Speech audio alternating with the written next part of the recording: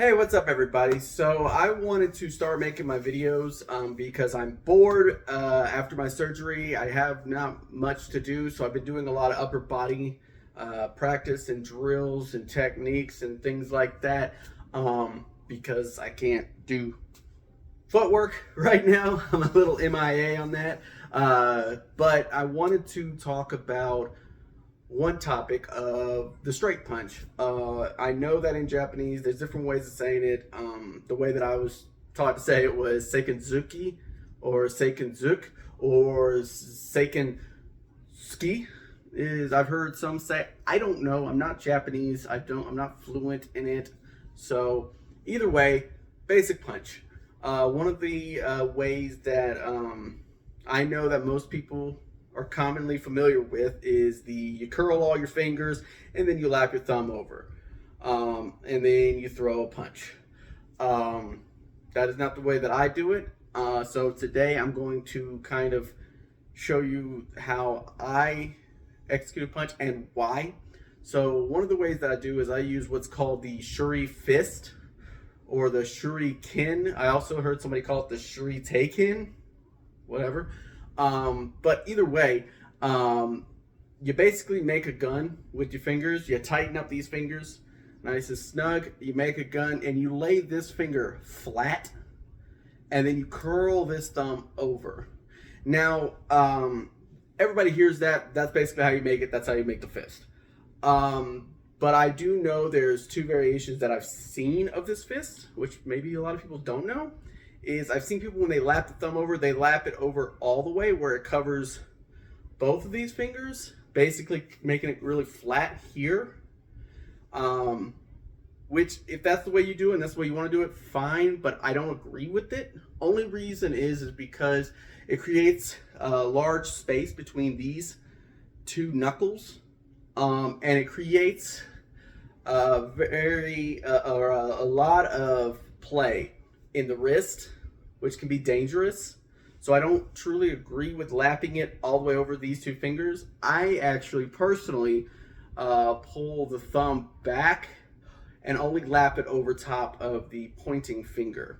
Now some people might say, oh, well, that shows exposure to the thumb. It really doesn't. I mean, I can still do strikes with it and it doesn't create any kind of damage. I've done Maki practice this way, and it doesn't cause an effect for it. On top of that, it actually brings these two knuckles much closer together, which creates a tighter wrist play, or tighter wrist where there's not much play. And you can try it out for yourself, see what you think. But it's basically I'm pulling my thumb to me when I hold it this way. I'm basically trying to squeeze that. Of course, when you execute a punch, you don't want to be completely tight the entire time. It's only on the point of impact that you want to tighten up. But in the sake of it, I try to properly set up my hand this way. This is natural for me. This is how I do it. And that is my reasoning behind it, is it gives a much tighter wrist to where there's not much play to it, which to me means that it's safer for the wrists upon impact.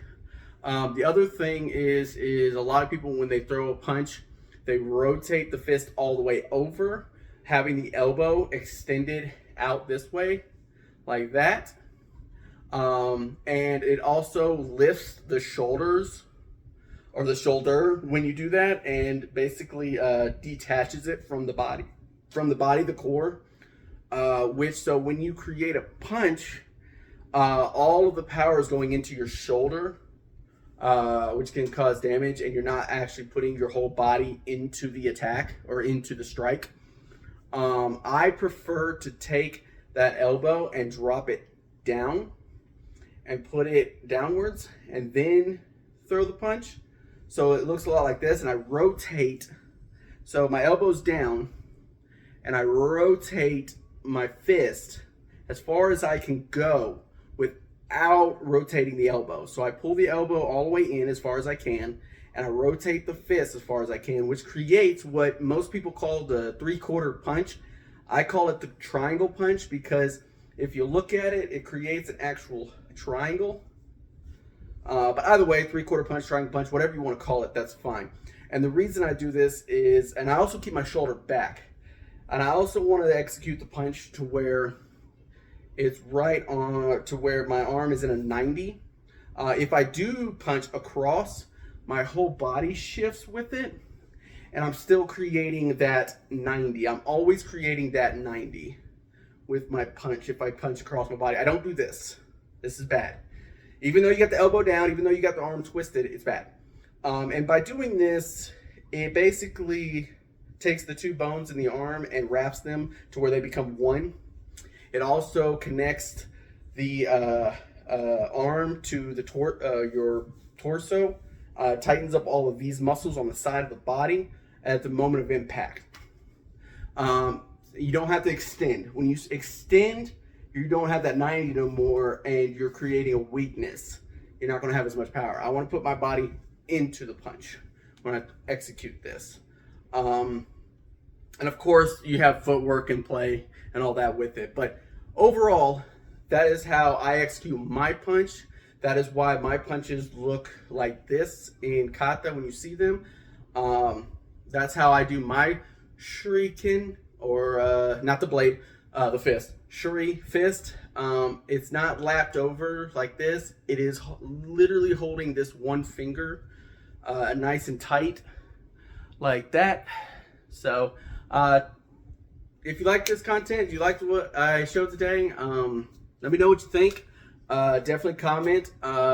Show me how you execute a punch. Definitely post on the page how you like to execute a punch and why. But that is why I do my punches as a triangle punch or a 3/4 punch. Why I make this fist versus this fist, or if I lap my thumb all the way over. And why I keep my elbow down, why my punches aren't really far like a lot of people are out here. I keep my elbow back, or my shoulder back. So I have my reasonings why. I just don't do it because I was told. I have reasons behind it. So tell me what you think, and I hope you enjoyed this video, and hopefully I can make another one here soon. Have a good day.